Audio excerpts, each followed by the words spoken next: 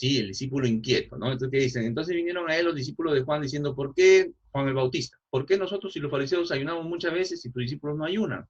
Jesús dijo, ¿acaso pueden los que están de boda tener luto entre tanto que el esposo está con ellos? Pero vendrán días cuando el esposo les será quitado y entonces ayunarán.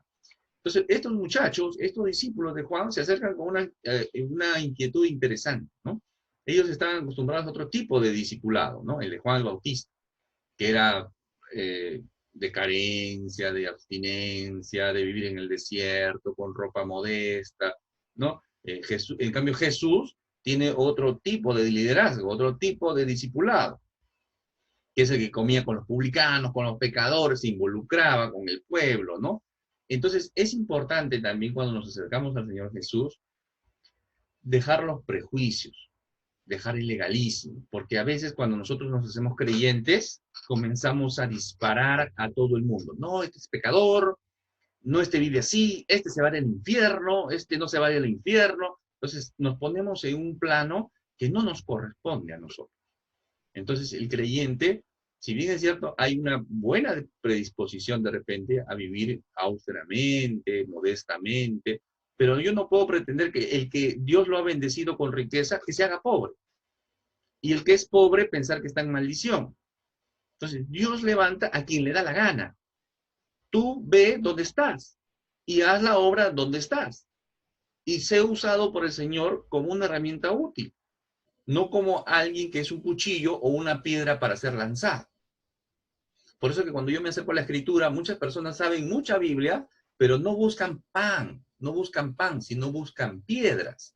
Cuando leen la Biblia, buscan piedras para tirar a la gente. No, hay que buscar pan para dar a otra persona pan. Estos discípulos se acercaban a preguntar, ¿por qué nosotros? O sea, ellos sí, pero ¿por qué nosotros, no? Es una pregunta interesante, es una pregunta interesante. Dice, su pregunta era fruto de un sincero deseo de aprender. No había un deseo de tentar al Señor Jesús, ni de convertirse y decir, oye, nosotros somos mejor que ellos, ustedes no. No, no, no. O sea, decía, ¿pero por qué, no? Es bueno, claro. ¿No debo preguntar acaso? No, por supuesto. Si tú eres un discípulo del Señor, eres creyente ahora, es importante preguntar, hermano, a mí me parece esto, y a mí me parece muy interesante, ¿no? Hay hermanos a veces que me escriben por interno, me dicen, hermano, leí esto, ¿no? Justamente hoy día me escribió un hermano, me dijo, hermano, me pareció raro este versículo, ¿cuál es su opinión? Y tiene razón, es una muy buena observación la que dice el hermano. ¿Y por qué? Porque hay traducciones que son dinámicas y se puede malentender, malinterpretar y podemos distorsionar al Dios de la Biblia, al Dios verdadero, y pensar que Dios es un Dios blandengue, es un Dios abusivo, yo puedo distorsionar a Dios con mi manera de pensar o de percepción. Entonces es importante preguntar y acercarme y decir, Señor, ¿cómo es esto?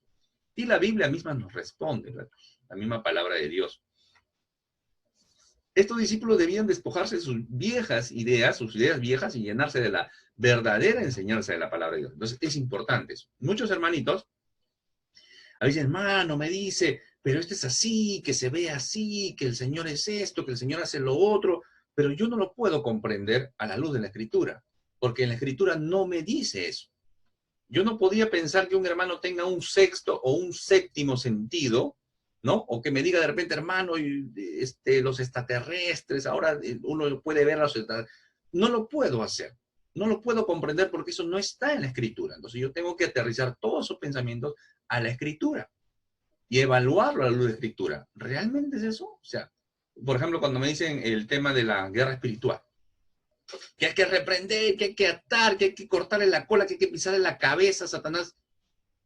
No encuentro eso en la Escritura, de ningún hombre, de ningún siervo, ni de ángeles incluso. Muy por el contrario, tanto el libro de Pedro como el libro de Judas me exhorta a mí a no hablar mal de las potestades angelicales.